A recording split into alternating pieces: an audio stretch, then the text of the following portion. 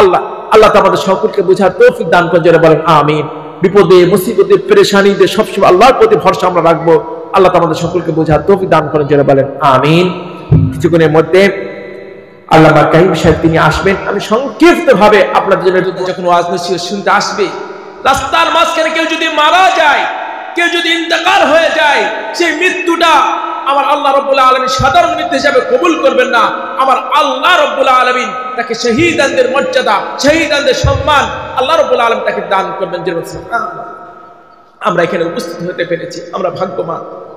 আল্লাহ তাআলা আমাদের তো অন্য কোনো উদ্দেশ্য নয়, একটাই উদ্দেশ্য, আল্লাহ যেন কবুল করে নেন, জোরে বলেন আমিন। আমরা সকলেই মন থেকে এই দোয়াটা চাই। এই জলসার জন্য যারা পরিশ্রম করেছে, মেহনত করেছেন, যারা সহযোগিতা করেছেন টাকা দিয়ে, পয়সা দিয়ে, আল্লাহ রাব্বুল আলামিন প্রত্যেকের মেহনত, প্রত্যেকের শ্রমকে আমার আল্লাহ সাদকায়ে জারিয়া হিসেবে আল্লাহ কবুল করে নেন, জোরে বলেন আমিন। মাশাআল্লাহ। আমার পূর্বে মাওলানা আব্দুল হালিম সাহেব বিভিন্ন দিক দিয়ে আলোচনা করেছেন, তারপর মাওলানা মহিদ সাহেব তিনিও আলোচনা করেছেন। আল্লাহ রাব্বুল আলামিন আমাদের সকলকে শোনার থেকে বেশি বেশি করে আমল করার তৌফিক আল্লাহ তাআলা দান করেন, যারা বলেন আমিন। আমি সংক্ষিপ্তভাবে দু চারটি কথা বলে ইনশাআল্লাহ বিদায় নেব। আল্লাহ তাআলা আমাদের সকলকে সঠিক বুঝ, সঠিক জ্ঞান আল্লাহ তাআলা আমাদের সকলকে দান করেন, যারা বলেন আমিন। এই দুনিয়াতে আল্লাহ রাব্বুল আলামিন আমাদের সকলকে, দুনিয়ার সমস্ত মানুষকে সৃষ্টি করেছেন একটা উদ্দেশ্য নিয়ে, আল্লাহ রাব্বুল আলামিনের ইবাদত করার জন্য। সুবহানাল্লাহ। আমরা যে আল্লাহ রাব্বুল আলামিনের ইবাদত করি, ইবাদত করতে করতে অনেক সময় গুনাহ হয়ে যায়, আমাদের ভুল হয়ে যায়, অপরাধ হয়ে যায়। সেই অপরাধ থেকে বাঁচার জন্য, মুক্তির জন্য আল্লাহ রাব্বুল আলামিন ব্যবস্থা করে রেখে দিয়েছেন তওবা ও ইস্তেগফার। জোরে বলেন সুবহানাল্লাহ। আল্লাহ রাব্বুল আলামিন কালামে পাকে বলছেন, ইন্নাল্লাহা ইউহিব্বুত তাওয়াবিন ওয়া ইউহিব্বুল মুতাতাহহিরিন। আমার আল্লাহ রাব্বুল আলামিন যারা পরিষ্কার পরিচ্ছন্ন থাকে তাদেরকে পছন্দ করেন, এবং যারা তওবা ইস্তেগফার করে, বেশি বেশি তওবা ইস্তেগফার করে, তাদেরকে আল্লাহ তাআলা পছন্দ করেন। সুবহানাল্লাহ। অনেকে রয়েছেন কাপড়টা পরিষ্কার, জামাটা পরিষ্কার, বিছনা পরিষ্কার, সবকিছু পরিষ্কার রেখে দিয়েছে, কিন্তু মনের মধ্যে ময়লা জমে রেখে দিয়েছে, যেটা বলেন নাউযুবিল্লাহ। আবার অনেকে প্রশ্ন করতে পারে, মনের ময়লাটা কি? আবার মনের ময়লা কি করে পরিষ্কার করব? মনের ময়লাটা কি? আপনার মনের ময়লা হলো কারোর প্রতি হিংসা বিদ্বেষ করা, এটাই হচ্ছে মনের ময়লা। নিজের মধ্যে অহংকার আসা, এগুলা মনের ময়লা। আমি ভালো কাজ করে মানুষের কাছ থেকে প্রশংসা পাওয়া, এগুলা হচ্ছে মনের ময়লা। এটাকেও পরিষ্কার পরিচ্ছন্ন রাখতে হবে। আল্লাহ তাআলা আমাদের সকলকে বুঝার তৌফিক দান করেন, যারা বলেন আমিন। আর সাথে সাথে প্রত্যেকটা মানুষের সম্পর্কে আমরা ভালো ধারণা, খারাপ ধারণা থেকে আমরা প্রত্যেকে নিজেকে বিরত রাখবো।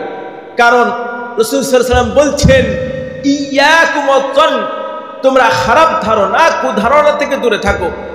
কারণ খারাপ ধারণা, কুধারণা অধিকাংশ সময় মিথ্যা হয়ে থাকে। এবং রাসূল সাল্লাল্লাহু আলাইহি ওয়াসাল্লাম আলো বলছেন, ওয়ালা তাহাসাদু, তোমরা পরস্পর হিংসা বিদ্বেষ করো না, তোমরা ফিতনা ফাসাদ করো না। এবং অনেকে রয়েছেন আবার আপনার গীবত গিল্লা করে, রাসূল সাল্লাল্লাহু আলাইহি ওয়াসাল্লাম মানা করেছেন। এবং অনেকে আছেন লোকের কথা চুপি সারে শুনে এগুলাকে রাসূল গোয়েন্দাগিরি করে, এগুলাকেও রাসূল সাল্লাল্লাহু আলাইহি ওয়াসাল্লাম মানা করে দিয়েছেন। আল্লাহ তাআলা আমাদের সকলকে বুঝার তৌফিক দান করেন, জোরে বলেন আমিন। আমার রাসূল বলছেন, তোমরা সবকিছু ত্যাগ করে একে অপরের ভাই হয়ে যাও, জোরে বলেন সুবহানাল্লাহ। আবার অনেক মানুষ রয়েছে, একজন ভাই আরেকজনের সাথে প্রায় 2 বছর, 3 বছর, 5 বছর, 40 বছর ধরে কথা বন্ধ করে রেখে দিয়েছে। এটাকেও রাসূল সাল্লাল্লাহু আলাইহি ওয়াসাল্লাম মানা করেছেন, লা ইয়াহিল্লু লিমুসলিমিন আন ইয়াহজুরা আখাহু ফাওকা 3 লায়ালিন। একজন ভাই আরেকজন ভাইয়ের সাথে আপনার 3 দিনের বেশি কথা বলা থেকে, বিরত থাকা থেকে আমার রাসূল জায়েজ করেন। একজন এদিকে আসলে আরেকজন ওদিকে ফিরে যাচ্ছে, মাথা ঘুরিয়ে দিচ্ছে, এটাকে রাসূল সাল্লাল্লাহু আলাইহি ওয়াসাল্লাম মানা করে দিয়েছেন। আর এদের মধ্যে সবথেকে উত্তম, এদের মধ্যে সবথেকে শ্রেষ্ঠ যে ব্যক্তি আগে সালাম দিয়ে দিবেন, যে আল্লাহ তাআলা আমাদের সকলকে বুঝার তৌফিক দান করেন, জোরে বলেন আমিন। আল্লাহ তাআলা আমাদের সকলকে মিলের সাথে, মিল মুহাব্বতের সাথে আমাদের সকলকে বাঁচার তৌফিক দান করেন, জোরে বলেন আমিন। আর সেজন্য রাসূল সাল্লাল্লাহু আলাইহি ওয়াসাল্লাম বলছেন, তোমরা তওবা ইস্তেগফার বেশি বেশি করে করো। আপনার এই জীবনটা আমরা একবারই পেয়েছি, এই জীবনটা বারবার আমরা কখনো সুযোগ পাবো না, একবারই পেয়েছি। এই জীবনটাকে যদি ঈমানটাকে নিয়ে যেতে পারি সারা জীবনের সফলতা ওমর রাদিয়াল্লাহু আনহু কথা চিন্তা করে দেখেন, একসময় তার মধ্যে সারা শরীয়ত ছিল না, একসময় দিন ছিল না, যার মধ্যে কোরআন ছিল না। একসময় তিনি রাসূল সাল্লাল্লাহু আলাইহি ওয়াসাল্লামকে মারতে এসেছিলেন, আপনার বাধাগ্রস্ত হয়ে বলেন তোমার বোন, তোমার বোনাই ইসলাম ধর্ম গ্রহণ করেছেন, এবং তাদের কাছে গিয়ে মারধর করলেন।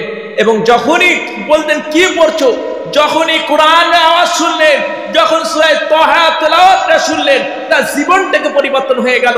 উমর রাদিয়াল্লাহু আনহুর ক্ষমতা শক্তি সব পড়ে গেল, ঈমানের কাছে ঈমান আনলো এবং সরাসরি কালিমা শরীফ পড়ে মুসলমান হয়ে গেল। চিন্তা করে দেখেন, উমর রাদিয়াল্লাহু আনহু যখন সারা শরীয়ত চিনে না, যখন সারা শরীয়ত বুঝে নে, রাসূলকে বুঝে নে, আমার রাসূলকে মারতে এসেছে, আর যখন বুঝেছেন এমনই বুঝেছেন, এমনই নিয়েছেন, আল্লাহ রাব্বুল আলামিন তাকে দ্বিতীয় খলিফা হিসাবে আপনার আল্লাহ রাব্বুল আলামিন কবুল করে নিয়েছেন। সাথে সাথে আপনার বাবরি মসজিদের কথা চিন্তা করে দেখেন, যে ব্যক্তি সর্বপ্রথম বাবরি মসজিদের মধ্যে আঘাত হানে, এই আঘাতটা শুধু ভারত কেন সারা বিশ্বের মুসলমানের বুকের মধ্যে আঘাত এনেছে। কিন্তু কি আল্লাহর কি কুদরত, যে ব্যক্তি সর্বপ্রথম বাবরি মসজিদের মধ্যে আঘাত এনেছিল, তার মধ্যে দিন ছিল না, কোরআন ছিল না, সারা শরীয়ত ছিল না, বাবরি মসজিদের মধ্যে আঘাত এনেছে। যখনই যে বুঝেছে, কোরআনকে বুঝেছে, হাদিসকে বুঝেছে, রাসূলকে চিনেছে, দিনকে চিনেছে, এমনটাই পরিবর্তন হয়ে গেছে যে বলেছিল আমি মসজিদের মধ্যে আঘাত এনেছি, আমি নিজে হাতে 100টা মসজিদ তৈরি করে আপনার এই বদলাটা নেব। তিনি 90টা মসজিদ তৈরি করেছেন। এবার চিন্তা করে দেখেন, যখনই দিন ছিল না, দিনের শত্রু ছিল, মসজিদ ভেঙেছে, কিন্তু যখনই দিন বুঝে গেছেন, আল্লাহকে বুঝেছে, রসুলকে বুঝেছে, জীবনটা পরিবর্তন করে দিয়ে নিজে হাতে আপনার 90টা মসজিদ আল্লাহ করিয়ে নিয়েছেন।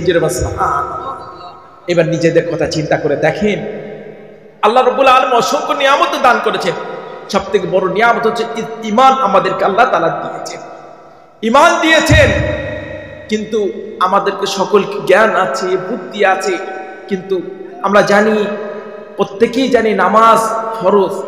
কয়েকজন ব্যক্তি আমরা নামাজ আদায় করি। আমাদেরকে আল্লাহ সময় দিয়েছেন, প্রত্যেকটা মানুষকে নির্ধারিত সময় দিয়েছেন। কাউকে 60 বছর, 70 বছর, 80 বছর দান করেছেন। সেই সময়গুলো আমরা কিভাবে অতিবাহিত করছি চিন্তা করে দেখেন, কিভাবে করে এক একটা সেকেন্ড নষ্ট করছি। তখনই সময় বোঝা যাবে। আজরাইল সাল্লাল্লাহু সাল্লাম যখন বুকের মধ্যে হাত দিবে, তখনই বোঝা যাবে এক একটা সেকেন্ডের কতটা দাম, কতটা মূল্যবান। চিন্তা করে দেখেন, আপনার মৃত্যুর একটা সেকেন্ড বাকি আছে, 1 সেকেন্ড পূর্বে আল্লাহর কাছে যদি মাপ চান, আল্লাহর কাছে যদি ক্ষমা চান, আল্লাহ রাব্বুল আলামিন আপনার 60 বছরের গুনাহ দেখবেন না, 70 বছরের গুনাহ দেখবেন না, 80 বছরের গুনাহ দেখবেন না। আল্লাহর কাছে মাপ চাওয়ার সাথে সাথে আপনি যত বড় গুনাহগার হোক না কেন, 1 সেকেন্ডের মধ্যে আপনার সারা জীবনের গুনাহ আল্লাহ মাফ করে দিবেন। যে আসেন আপনাদের সামনে উত্তম ভাবে কি করে মৃত্যু লাভ করব, সেই নিয়ে 2-4টে কথা বলে ইনশাআল্লাহ আপনাদের থেকে বিদায় নেব। আল্লাহ আমাদের সকলকে বুঝার তৌফিক দান করেন, যারা বলেন আমিন। উত্তম ভাবে যদি মৃত্যু লাভ করতে যায়, সর্বপ্রথম ইকামাত তাওহীদ লিল্লাহি আযজা ওয়া জাল্লা। জীবনের প্রত্যেকটা বাক্য, জীবনের প্রত্যেকটা শব্দ, জীবনের প্রত্যেকটা ক্ষেত্রে আল্লাহ রাব্বুল আলামিনের একত্ববাদের স্বীকৃতি দেওয়ার জন্য। আল্লাহ রাব্বুল আলামিন আমাদেরকে অসংখ্য কোটি কোটি নিয়ামত দান করেছেন, বিভিন্ন খাদ্য খাবার দিয়েছেন, অসংখ্য নিয়ামত দান করেছেন, সন্তান সন্ততি দিয়েছেন।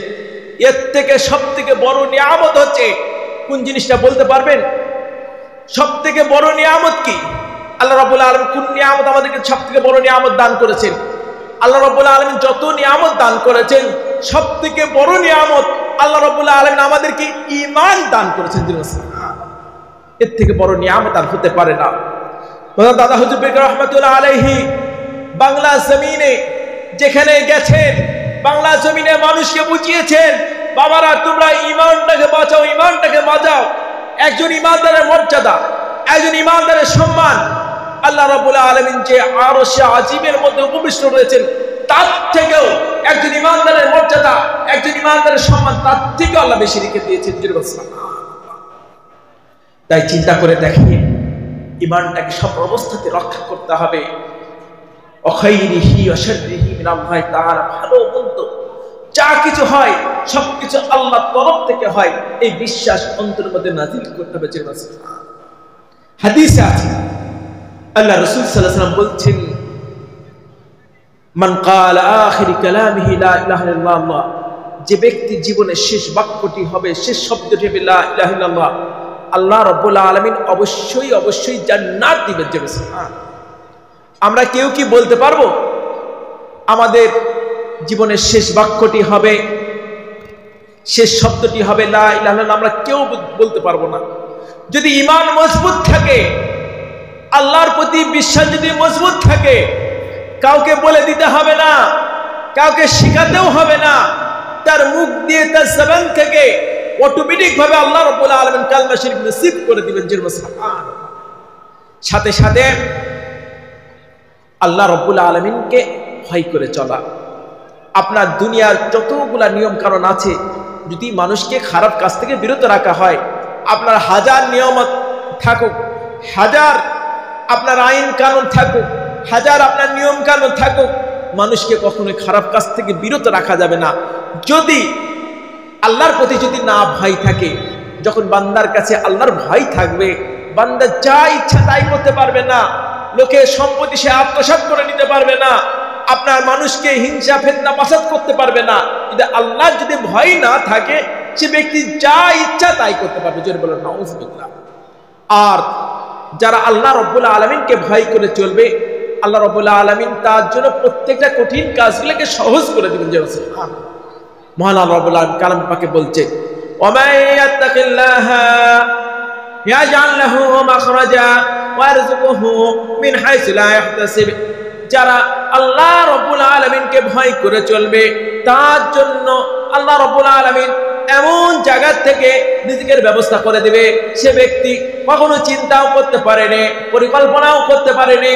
আমার আল্লাহ অমুক জায়গা থেকে, অমুক স্থান থেকে আমার জন্য রিজিকের ব্যবস্থা করে দিয়েছে।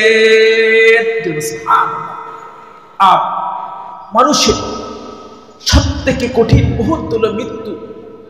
মৃত্যুটা যদি ভালোভাবে হতে পারে, এটাই তার মানটাকে নিয়ে যেতে পারে তার জীবনে সারা জীবনের সফলতা।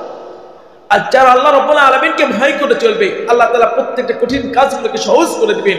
ওয়া ইয়াত্তাকিল্লাহ জাআল লাহু মিন আমরি ইসরা, মৃত্যুটাকেও সহজ করে দিবেন। আল্লাহ তাআলা আমাদের সকলকে বোঝার তৌফিক দান করুন। জোরে বলেন আমিন। সাথে সাথে ইস্তেকামত ঠিক রাখা, অর্থাৎ আমরা আল্লাহর প্রতি ঈমান এনেছি, আমরা আল্লাহর প্রতি বিশ্বাস এনেছি। আল্লাহর প্রতি ঈমান আনার পরে, আল্লাহর প্রতি বিশ্বাস আনার পরে ইস্তেকামত ঠিক রাখা, অর্থাৎ যখন যেমন তখন তেমন নয়। আপনার যেখানে সুযোগ পাচ্ছি চলে যাচ্ছি, কিংবা আপনার ব্যবসা বাণিজ্য চাকরি ক্ষেত্রে আমি আল্লাহকে ভয় করেছি, একটা ভালো ধরনের সুযোগ চলে রয়েছে, সেখানেও ইস্তেকামত ঠিক রাখতে হবে, আল্লাহকে ভয় করে চলতে হবে। আর যারা ইস্তেকামত ঠিক রাখবে, অর্থাৎ যখন যেমন মুনাফিকি চরিত্র যার মধ্যে থাকবে না, আপনার তাতানাজ্জালু আলাইহিমুল মালায়েকা, মৃত্যুর সময় ফেরেশতা চলে আসবে। ফেরেশতারা এসে সান্ত্বনা দিয়ে বলবেন, বান্দা যেন ঘাবড়িয়ে না যায়, ভয় যেন না খায়। তাতানাজ্জালু আলাইহিমুল মালায়েকা, ফেরেশতা এসে বলবেন, লা তাখাফু ওয়া লা তাহজানু ওয়া আবশিরু বিল জান্নাতি আল্লাতী কুনতুম তুআদুন। তোমরা ভয় খেও না, পেরেশান হয়ো না, যে জান্নাতের ওয়াদা আল্লাহ করেছেন সেই জান্নাতের সুসংবাদ তোমরা গ্রহণ করতে থাকবে। সুবহানাল্লাহ। নাহনু আউলিয়াকুম ফিল হায়াতিদ দুনিয়া ওয়া ফিল আখিরাহ, আমরা তোমাদের জন্য দুনিয়ার বন্ধু, আখিরাতের বন্ধু। সুবহানাল্লাহ। আর মৃত্যুর সময় অত্যন্ত কঠিন সময়, সেই কঠিন সময় আজরাইল সাল্লাল্লাহু আলাইহি ওয়াসাল্লামের চেহারাটা দেখলে বলতে পারবে আল্লাহ রাব্বুল আলামিন আমার জন্য নিয়ামত রেখেছেন, আমার জন্য গজব রেখেছেন। সেই কঠিন সময় চেহারাটা দেখলে বলে দিতে পারবে। আল্লাহ আমাদের সকলকে হেফাজত করেন। জোরে বলেন আমিন। আর যারা আল্লাহ রাব্বুল আলামিনের প্রিয় বান্দা, দুনিয়ার সবকিছু আল্লাহর জন্য ব্যয় করেছে, নিজের জন্য কিছু রাখেননি, সবকিছু আল্লাহর জন্য ব্যয় করে দিয়ে গেছেন। স্বয়ং আল্লাহ রব্বুল আলামিন তাদের জন্য সালাম পৌঁছে দিবেন। আমরা সকলেই আল্লাহর কাছে এই দোয়াটাই বারবার চাই। আল্লাহ রব্বুল আলামিন আমাদের সকলকে এই নিয়ামত আল্লাহ তাআলা আমাদের সকলকে দান করেন, জোরে বলেন আমিন। যে ঈমান নামক সম্পদ আল্লাহ দিয়েছেন সেটা নিয়ে কবরে যেতে পারি, সেই তৌফিক সে ক্ষমতা আল্লাহ আমাদের সকলকে দান করেন, জোরে বলেন আমিন। সাথে সাথে রদ্দুল বাসার অর্থাৎ চোখের হেফাজত করা। যেই জিনিসটা, যে বস্তুটা আমার চোখের সামনে দেখাটা হারাম, সেই জিনিসটা, সেই বস্তুটা আপনার মোবাইল হোক, টিভি স্ক্রিন হোক, তার মাধ্যমে দেখাটা হারাম। আজ জোয়ান যুবক ভাইদেরকে আপনার মোবাইলে এসে, টিভি স্ক্রিনে এসে শেষ করে দিচ্ছে, এমন এমন খারাপ দৃশ্য দেখে দিচ্ছে, মানে আপনার ঈমানটা রক্ষা করাটাও নষ্ট হয়ে যায়, জোরে বলেন নাউযুবিল্লাহ। আবার আপনার ইউটিউবে আপনার মাসলা মাসাইল ইউটিউব থেকে আপনারা নিবেন, আপনার বিভিন্ন ধরনের ফিতনা ফাসাদ আপনার ছড়াচ্ছে। আল্লাহ আমাদের সকলকে বোঝার তৌফিক দান করেন, জোরে বলেন আমিন। বিভিন্ন ধরনের ভাইরাস যুক্ত বক্তা বেড়েছে, তাদের থেকে ঈমানটাকে বাঁচানোর চেষ্টা করবেন। এমন এমন মাসলা দিবে, যদি এটা মানাও হয় ঈমানটা নষ্ট হয়ে যাবে। আল্লাহ আমাদের সকলকে বোঝার তৌফিক দান করেন, জোরে বলেন আমিন। অর্থাৎ রদ্দুল বাসার, চোখের হেফাজত করা। আর বান্দা যখন চোখের হেফাজত করতে পারবে, হাজার হাজার কোটি কোটি পাপ থেকে আল্লাহ তাআলা তাকে হেফাজত করে দিবেন, যে সুবহানাল্লাহ। আর বান্দা যখন কোনো খারাপ দৃশ্য চোখের সামনে চলে আসে, বান্দা যখন মাথাটা নত করে নিতে পারবে, আমার আল্লাহ বান্দাকে ঈমানি স্বাদ দান করে দেন। আল্লাহ রাব্বুল আলামিন বান্দাকে কোনো কিছু দান করলে সেই জিনিসটা আল্লাহ বান্দার থেকে ছিনিয়ে নেন না, সে ঈমানি স্বাদ নিয়েই আমার আল্লাহ বান্দার মৃত্যু দান করবে, সুবহানাল্লাহ। সাথে সাথে দুনিয়ার জমিনে এমন কোনো কাজ না করা যার মাধ্যমে মৃত্যু কঠিন হয়ে যায়, যেমন মানুষকে কষ্ট দেয়া, এরপরে মানুষের লোকের সম্পত্তি আত্মসাৎ করে নেওয়া, মানুষের প্রতি জুলুম করা, এরপরে আপনার পিতামাতার অবাধ্য হওয়া, এসব কারণের মাধ্যমে মানুষের মৃত্যু কঠিন হয়ে যায়। আল্লাহ আমাদের সকলকে হেফাজত করেন, জন্য বলেন আমিন। এই দুনিয়াতে আল্লাহ তাআলা দান করেছেন মৃত্যু আমাদের সহজভাবে সুন্দরভাবে যেন আল্লাহর কাছে যেতে পারি, সেই তৌফিক সে ক্ষমতা আল্লাহ তাআলা আমাদের সকলকে দান করেন, জন্য বলেন আমিন। সাথে সাথে আমরা যে মানুষের মাধ্যমে এই দুনিয়াতে এসেছি তাদের সাথে কেমন আচরণ করব, তাদের সাথে আমরা কেমন কথাবার্তা বলবো, তাদের সাথে কেমন ব্যবহার করব, সব কিছু আল্লাহ তাআলা কোরআনে শিখিয়ে দিয়েছেন। সুবহানাল্লাহ। আল্লাহ রাব্বুল আলামিন কালামে পাকে বলছেন, আনিশকুরলি ওয়া লিওয়ালিদাইক, আমার বান্দা তুমি আমি আল্লাহর শুকরিয়া আদায় করো, সাথে সাথে মাতা পিতার শুকরিয়া আদায় করো। আমরা আল্লাহর শুকরিয়া কি করে আদায় করব? যে আল্লাহ রাব্বুল আলামিন আমাদেরকে অসংখ্য কোটি কোটি নিয়ামত দান করেছেন। সুবহানাল্লাহ। সে আল্লাহ রাব্বুল আলামিনের শুকরিয়া আপনাকে আমাকে আদায় করতে হবে কমসে কম 5 ওয়াক্ত নামাজের মাধ্যমে। সুবহানাল্লাহ। আর মাতা পিতার শুকরিয়া আদায় করব কি করে? যার ওসিলায় আমরা দুনিয়াটা পেয়েছি, সে মাতা পিতার শুকরিয়া আপনাকে আমাকে আদায় করতে হবে, তাদের জন্য কমসে কম 5 বার দোয়ার মাধ্যমে। সুবহানাল্লাহ। দেখবেন যে সন্তান মাতা পিতার অবাধ্য, মাতা পিতার কথা শুনে না, মাতা পিতা একটা কথা বললে অন্য কথা বুঝে কিংবা অন্য কথা শুনে, দেখবেন এমনকি মাতা পিতার পিছনে টাকা পয়সা অর্থ ব্যয় করে না, এমনকি তাদের জন্য দোয়াও চাই না। দেখবেন একটা বালা, একটা মুসিবত, একটা পেরেশানি তাদের জন্য লেগেই থাকে, জোরে বলেন নাউযুবিল্লাহ। আর কেউ যদি, কোন মাতা পিতা যদি সন্তানের মধ্যে খুশি হয়ে যায়, স্বয়ং আল্লাহ রাব্বুল আলামিন তার জন্য খুশি হয়ে যায়। টাকার পিছ পিছ তাকে দৌড়াতে হয় না, অর্থের পিছ পিছ তাকে দৌড়াতে হয় না, চাকরির পিছ পিছ তাকে দৌড়াতে হয় না। মাতা পিতার দোয়ার ওসিলায় এই দুনিয়ার মধ্যে যা কিছু রয়েছে সবকিছু মাতা পিতার দোয়ার ওসিলায় আল্লাহ তাআলা তার জন্য গোলাম করে দিয়েছেন। সেজন্য আল্লাহ রাব্বুল আলামিন বলছেন, মাতা পিতার সন্তুষ্টি আল্লাহর সন্তুষ্টি। সে মাতা পিতার সাথে আমরা কেমন আচরণ করছি চিন্তা করে দেখেন। তাদের সাথে আমরা কেমন ব্যবহার করছি। জীবনটা ধ্বংস হওয়ার জন্য যথেষ্ট।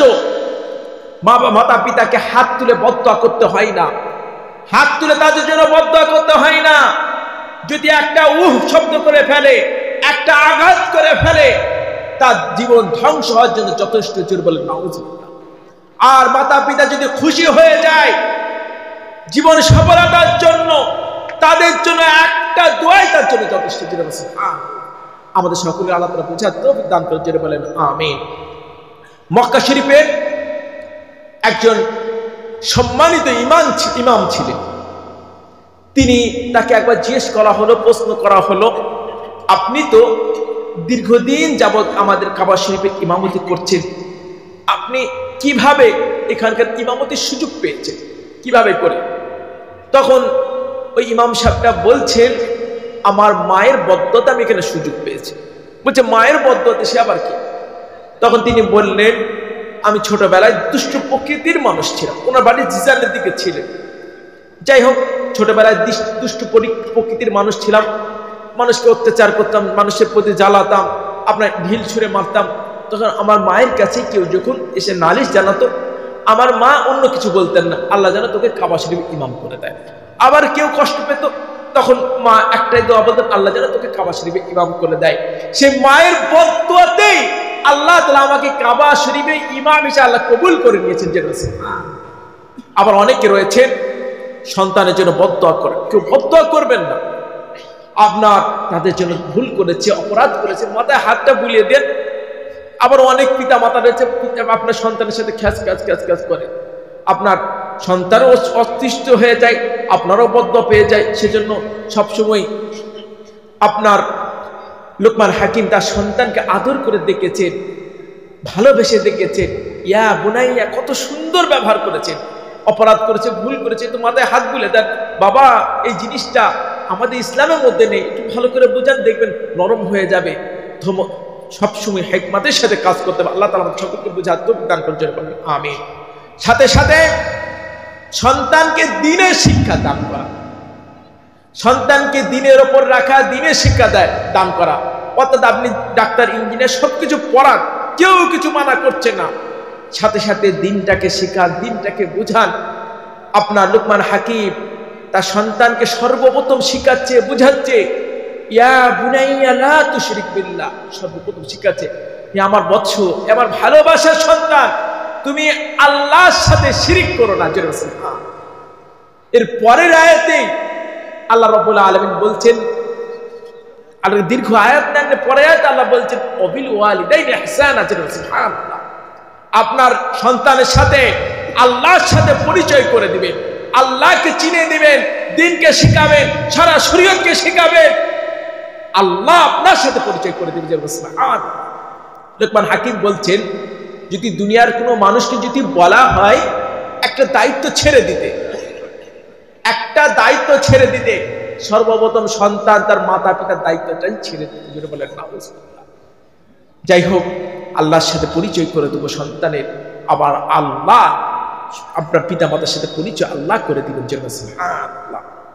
আপনার সাথে সাথে মাতা পিতার বদদোয়া থেকে আল্লাহ তাআলা আমাদের সকলকে হেফাজত করেন, জেনে বলেন আমিন। মুসা আলাইহিস সালাম বারবার ফিরআউনের বিরুদ্ধে বদদোয়া করছেন। একদিন নয়, দুদিন নয়, 350 বছর ধরে বদদোয়া করছে। আপনার ভুল বলছি, 40 বছর ধরে বদদোয়া করছে, কিন্তু আল্লাহ কবুল করছে না। ফিরআউন তো মানুষকে কত অত্যাচার করেছে, কত জুলুম করেছে, অসংখ্য মানুষকে, ছোট ছোট বাচ্চাকে মেরে ফেলেছে। মুসা আলাইহিস সালাম বারবার বদদোয়া করছেন, কিন্তু আল্লাহ কবুল করছেন না। কেন জানেন? যতদিন পর্যন্ত তার নিজের মা না, পালিত মা যতদিন ছিল, তার দোয়ার ওসিলা আল্লাহ তাআলা তাকে হেফাজত করেছেন। সুবহানাল্লাহ। এতটাই মর্যাদা আল্লাহ দান করেছেন। আল্লাহ নবী মুসা আলাইহিস সালাম আল্লাহ রাব্বুল আলামিনকে জিজ্ঞেস করছেন, আমার আল্লাহ রাব্বুল আলামিনকে প্রশ্ন করছেন, আল্লাহ আমি তো জান্নাতে যাব অবশ্যই, কিন্তু জান্নাতে কোন ব্যক্তিটা সাথী হিসাবে, সঙ্গী হিসাবে কোন ব্যক্তিটা আমি মুসার সাথে থাকবে? সুবহানাল্লাহ। মুসা আলাইহিস সালাম আল্লাহ রাব্বুল আলামিনকে জিজ্ঞেস করছেন, প্রশ্ন করছেন। আমার আল্লাহ রাব্বুল আলামিন জিব্রাইল ফেরেশতার মাধ্যমে জানিয়ে দিচ্ছেন তোমার সাথে জান্নাতে থাকবে একজন কসাই। মুসা আলাইহিস সালাম চিন্তা করছেন, আমি তো এত কষ্ট করছি আপনার, আমি তো মুসার সাথে তো থাকবে অন্যান্য আপনার বিভিন্ন ধরনের নবী, এত মর্যাদা আল্লাহ আমাকে দিয়েছে, কিন্তু একটা কসাই আমার সাথে জান্নাতে থাকবে।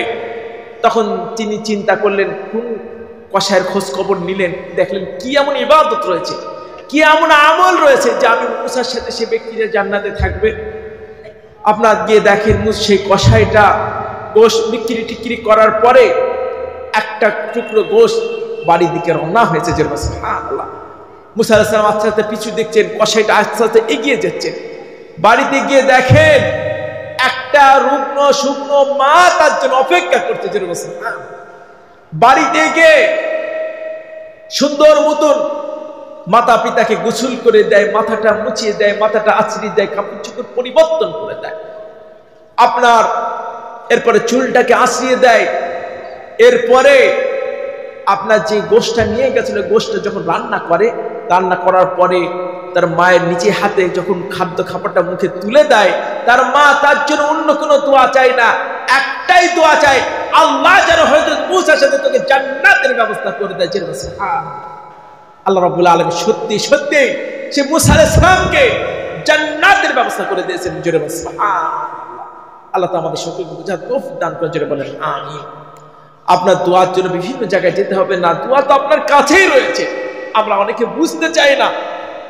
আপনার যারা অবাধ্য, বুঝতে চায় না, পিতা মাতা কাদের সাথে আমরা আজ খারাপ ব্যবহার করছি, জীবনটাকে ধ্বংস করার জন্য একটা বদ্দয় যথেষ্ট।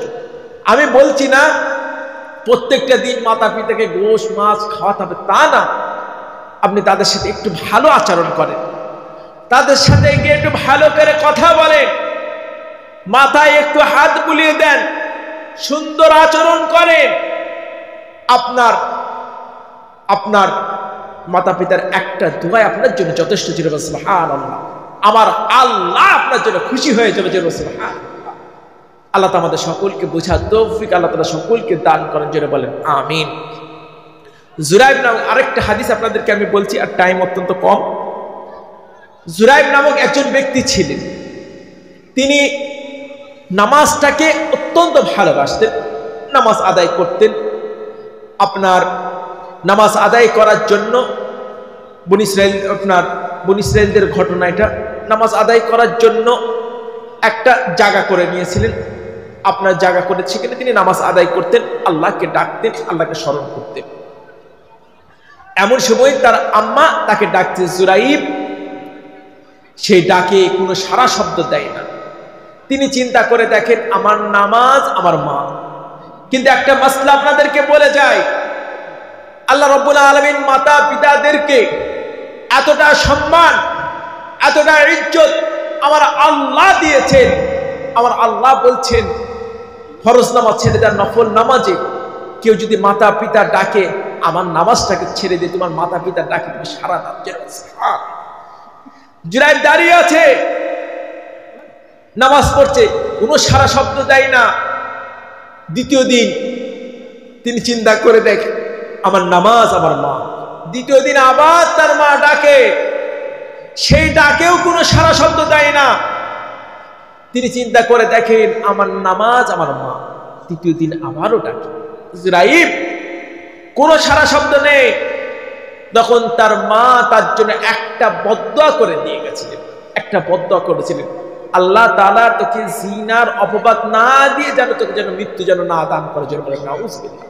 চিন্তা করে দেখেন, জুরাইব এখানে কোনো দুনিয়াবি কোনো কাজ করেনি, খারাপ কোনো কাজ করেনি, আল্লাহর জন্য নামাজ আদায় করেছিলেন।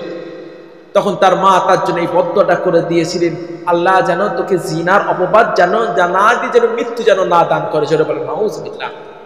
ওই গ্রামে একটা খারাপ মেয়ে ছেলে ছিল। ওই খারাপ মেয়ে ছেলেটা বলে, আমি ইচ্ছা করলে দুনিয়ার সমস্ত মানুষকে ধোঁকা দিতে পারবো। কিন্তু গ্রামবাসীরা জুরাইব অত্যন্ত ভালোবাসতেন, স্নেহ করতেন।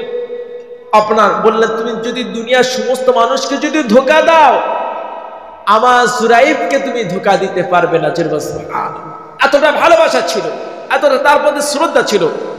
তখন ওই খারাপ মেয়ে ছেলেটা বলে, জুরাইব কেন, আমি দুনিয়ার সমস্ত মানুষকে ধোঁকা দিতে পারবো, এমনকি জুরাইবকেও আমি ধোঁকা দিয়ে দেবো। তখন জুরাইবের কাছে গিয়ে আপনার খারাপ কুপ্রস্তাব দান করে। তখন জুরাইব তো আল্লাহওয়ালা মানুষ ছিলেন, লাঠি সোঁটাতে মেরে ধরে তাড়িয়ে দেন এবং গ্রামবাসী তার অপরাধটাকে ঢাকার জন্য আপনার একটা রাখাল ছেলের সাথে মিলেমিশা করার পরে তাকে সন্তান ভূমিষ্ঠ হয়। যখন ভূমিষ্ঠ হয় 2-3 মাস বছর হয়ে গেছে, গ্রামবাসীদেরকে ডেকে বলেন এটাই হচ্ছে জুরাইবের সন্তান, জোরে বলেন নাউজুবিল্লাহ। তখন গ্রামবাসীরা অত্যন্ত রেগে যায়, রেগে গিয়ে জুরাইবেরকে যে ঘরটা করেছিল সে ঘরটাকে ভেঙে দেয়। ভেঙে দেওয়ার পরে তাকে প্রচন্ড ভাবে মারধর করে। বলছে আমাকে মারধর করছো কেন? বলছে তোমাকে তো আল্লাহর ওলি তো মনে করেছিলাম, কিন্তু আজ দেখছি তুমি অঘটন খারাপ ঘটনা ঘটে করে রেখে দিয়েছো। তখন জুরাইব বলে ওই ছেলেটার কাছে আমাকে নিয়ে যাও। ছেলেটার কাছে, বাচ্চা ছেলের কাছে নিয়ে যাওয়া হয়। ওখানে 2 রাকাত নামাজ আদায় করার জন্য সুযোগ চাই, 2 রাকাত নামাজ আদায় করে ওই বাচ্চার মুখের মধ্যে টুকা দিয়ে বলে তুমি কার সন্তান? আল্লাহ রাব্বুল আলামিন ওই বাচ্চার মুখ আল্লাহ তাআলা খুলে দেন, সুবহানাল্লাহ। ওই বাচ্চার মুখ দিয়ে বলে আমি হলাম অমুক রাখাল ছেলের সন্তান। কিন্তু চিন্তা করে দেখেন জুরাইব এখানে কোনো খারাপ কোনো কাজ করেনি, আল্লাহর জন্য নামাজের মধ্যে দাঁড়িয়েছিলেন। রাহমাতুল আলামিন বলছেন, আমার রাসূল বলছেন জুরাইব যদি এর থেকে যদি আরো কোনো কঠিন, তার মা যদি এর থেকে আরো কোনো কঠিন বদদুয়া করত, সেটাই তার মধ্যে নাযিল হয়ে যেত। জোরে বলেন নাউযুবিল্লাহ। আল্লাহ তোমাদের সকলকে বুঝার তৌফিক দান করেন, জোরে বলেন আমিন। আল্লাহ তাআলা দুনিয়াতে পাঠিয়েছেন যাদের ওসিলায় তাদের সেবা যত্ন করে আমরা যেন জান্নাতটা নিতে পারি, সেই তৌফিক সে ক্ষমতা আল্লাহ তোমাদের সকলকে দান করেন, জোরে বলেন আমিন। আরেকটা বর্তমান যুগের ঘটনা আপনাদের সামনে আমি বলছি। আরেকটা ঘটনা, সৌদি আরবে একজন ব্যক্তি ছিলেন, আপনার 5000 রিয়ালে চাকরি করতেন। তার আম্মাজান ইন্তেকাল হয়ে গেছে, তার বাপের সাথে একসাথে বসবাস করত, একসাথে দুজন মিলে বসবাস করত। বাপ হচ্ছে ঋণগ্রস্ত হয়ে গেছিল, আপনার 65,000 রিয়াল ঋণগ্রস্ত হয়ে গেছিল। আর বাপ তার সন্তান অল্প অল্প করে 35,000 রিয়াল জমা করেছিল। একসাথে দুজন বসবাস করতে করতে হঠাৎ একদিন বিকাল বেলায়, সন্ধ্যাবেলার দিকে এক লোক দরজা খটখট করে, বাপ সন্তান দরজাটা খুলে দেয়। খুলে দেওয়ার পরে বলে তোমার সাথে কোনো যোগাযোগ নেই, তোমার বাপকে ডাকো। বাপ আসার সাথে সাথে কলার চেপে ধরছে, বলছে আজ তো অনেকদিন হয়ে গেল, প্রায় 2-3 বছর হয়ে গেল, প্রায় 2-3 বছর হয়ে গেল, আজকে আমার টাকাটা দিতে হবে। সাউন্ড ডিস্টার্ব হচ্ছে বাইরে, আচ্ছা অল্প দূর হয়ে যাচ্ছে, ঠিক আছে। যে কথা আপনাদেরকে আমি বলছিলাম, আপনার 2-3 বছর হয়ে গেছে, তোমার বাপ অনেক টাকা পয়সা দেয় না। তখন সন্তান কি করলো, যে 35,000 রিয়াল জমা করেছিল সেই টাকাটা দেয়। তখন তার বাপ হাতটা চেপে ধরে বলে বাবা তোমার তো এখন বিয়ে শাদী হয়নি, তো অনেক কষ্ট করে টাকাটা জমা করেছো, আমি আস্তে আস্তে করে টাকাটা দিয়ে দিতে চিন্তা করো না। তখন বলে এই টাকার কোনো দাম নেই, এই টাকার মূল্য আমার কাছে কিছু নেই, আপনার সম্মান, আপনার ইজ্জত এই টাকার থেকে অসংখ্য গুণ বেশি। মানে এতটাই করেছে। এরপরে এই কথাটা শুনে তার আব্বা একটাই দোয়া করে, হাত খুলে তো আমি আগেই তো বলেছি হাত খুলে তো দোয়া করতে হয় না, একটাই দোয়া করেছিল, আল্লাহ জানো এর থেকে উত্তম প্রতিদান আল্লাহ তাআলা তোমাকে দান করেছে। সুবহানাল্লাহ, এই দোয়াটা চেয়েছিল, আল্লাহ জানো এর থেকে উত্তম প্রতিদান আল্লাহ তাআলা তোমাকে দান করেছে। এই দোয়াটা করেছিল।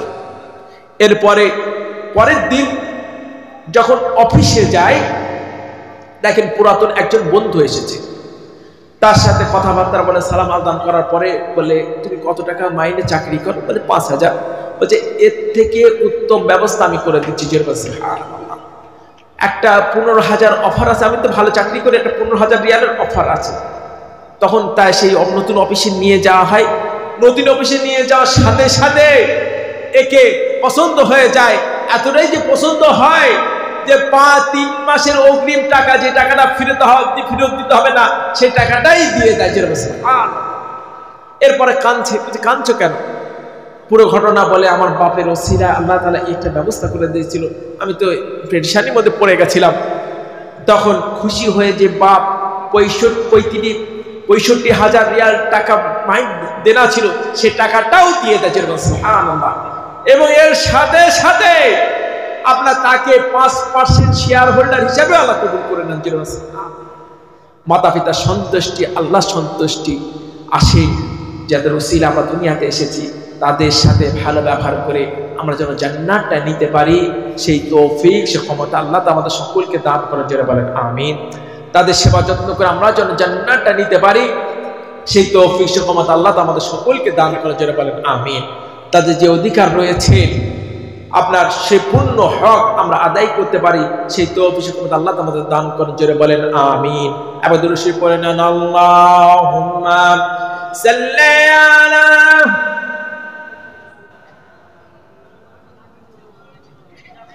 ওয়া আলা আলি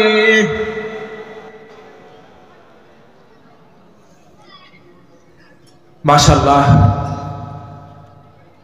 মাদ্রাসা হচ্ছে ইসলামের একটা ক্যান্টনমেন্ট।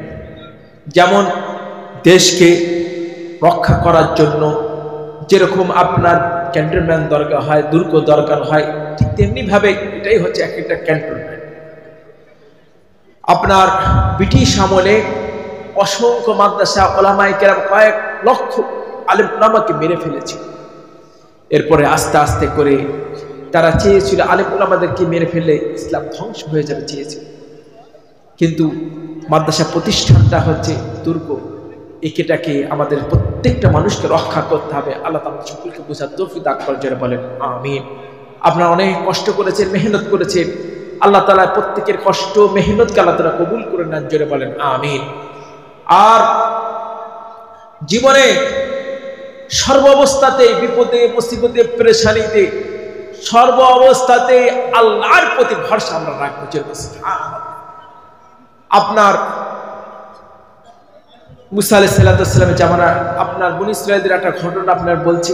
একজন ব্যক্তিকে আল্লাহ রাব্বুল আলামিন প্রায় 500 বছর হায়াত দিয়েছিলেন। কত বছর বললাম? 500 বছর হায়াত দিয়েছিলেন। 500 বছরের মধ্যে তিনি নামাজ আদায় করেছেন, তিনি আল্লাহকে ডেকেছেন, আল্লাহকে স্মরণ করেছেন, প্রায় 500 বছর হায়াত পেয়েছেন। এরপর আল্লাহ রাব্বুল আলামিন বলবেন, বান্দা তুমি আমার রহমতের মাধ্যমে জান্নাতে প্রবেশ করে যাও। সুবহানাল্লাহ। তখন তিনি বলবেন, আমি 500 বছর ইবাদত করেছি, এখানে আমার রহমতের কি দরকার? আমার রহমত দরকার না, আমি ইবাদতের মাধ্যমে জান্নাতে প্রবেশ করতে চাই। আল্লাহ রাব্বুল আলামিন আবার সুযোগ দিবেন, আমার রহমতের মাধ্যমে প্রবেশ করো। রহমত চাই না, আমি ইবাদতের মাধ্যমে জান্নাতে প্রবেশ করতে চাই। দ্বিতীয়বার আল্লাহ রাব্বুল আলামিন আবারও সুযোগ দিবেন, আমার রহমতের মাধ্যমে প্রবেশ করবো, রহমত দরকার নেই, আমি ইবাদতের মাধ্যমে জান্নাতে প্রবেশ করতে চাই। এরপর আল্লাহ রাব্বুল আলামিন একটা ফেরেশতাকে বলবেন, আমার এই বান্দাটাকে জাহান্নামের আশপাশটা একটু ঘুরে নিয়ে আসো, জাহান্নামের আশপাশটা একটু ঘুরে নিয়ে আসো। জাহান্নাম তো প্রচন্ড তাপ, অনেক দূর থেকে যে তাপ পাওয়া যাবে, আশপাশে যখন ঘুরবে প্রচন্ড ভাবে গলা শুকিয়ে যাবে, প্রচন্ড ভাবে গলা শুকিয়ে যাবে। তখন সেই কঠিন সময় একজন ফেরেশতা একটা গ্লাস পানি নিয়ে এসে বলবে, বলে পানি লাগবে? হ্যাঁ, পানির জন্যই তো আমার গলা শুকিয়ে যাচ্ছে, আমি তো আর পারছি না, আমাকে এখন পানি খেতেই হবে। তখন বলে, এই পানির মূল্য লাগবে, আচ্ছা কতই বা দাম হবে? ঠিক আছে, আমি জীবন থেকে 5 ওয়াক্ত দিয়ে দিলাম। বলে 5-10 ওয়াক্ত হবে না। বলবে তাহলে আমি 1 বছর হবে না। এইভাবে করে পুরো 500 বছরের ইবাদত দিয়ে এতটাই কষ্ট হবে যে আপনার পুরো 500 বছরের ইবাদত দিয়ে একটা গ্লাস পানি খাবে। তখন আবার যখন আল্লাহর সামনে দাঁড়াবে, বান্দা কি হলো, কি হলো? যদি একটা গ্লাস পানির দাম যদি 500 বছরের ইবাদত হয়, দুনিয়া জমিনে কত গ্লাস পানি খেয়েছো, তার মূল্য কে দিবে? শুধু কি পানি, কত হাজার হাজার কোটি কোটি তোমাকে নিয়ামত দান করেছে, তার মূল্যটাই কে দিবে? আজ যদি তোমাকে যদি চোখ যদি না দিতাম, পৃথিবীর কোনো কিছু দেখতে পেতে না, চোখের মূল্যটা কে দিবে?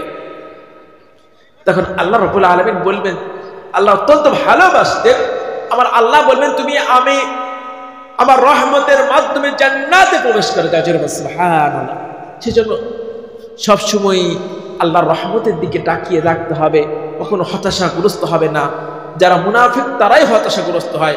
সবসময় আল্লাহর প্রতি ভরসা বিশ্বাস রাখতে হবে। আল্লাহ আমাদের সকলকে বোঝার তৌফিক দান করেন, যারা বলেন আমিন। বিপদে মুসিবতে পেরেশানিতে সবসময় আল্লাহর প্রতি ভরসা আমরা রাখবো।